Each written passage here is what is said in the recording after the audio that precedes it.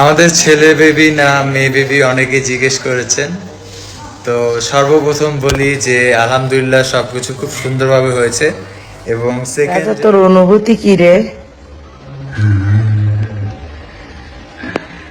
তোর কি অনুভূতি বল?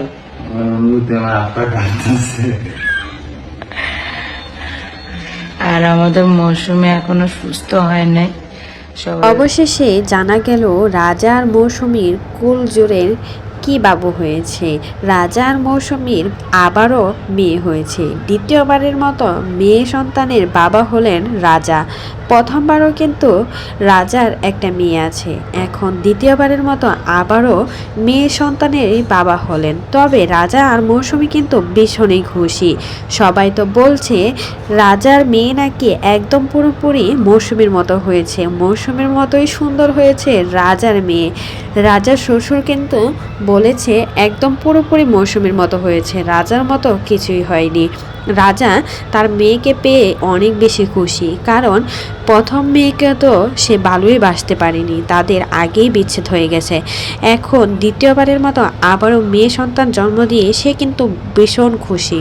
রাজা আর মৌসুমীর মুখ দেখে বোঝা যাচ্ছে তারা যে কতটা খুশি।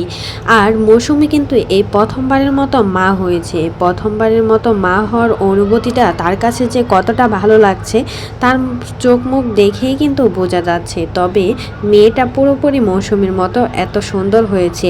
তাই তো রাজাকে বলছে এক মেয়েকে হারিয়ে আরেক মেয়ে পেয়েছেন, খুব তো ভালো করেছেন সবাই।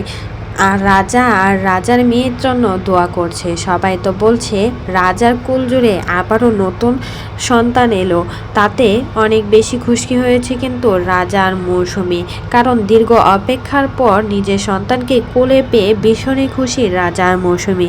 রাজা এবার নিজের মুখে তা ক্লিয়ার করে দিলেন তার যে মেয়ে বাবু হয়েছে।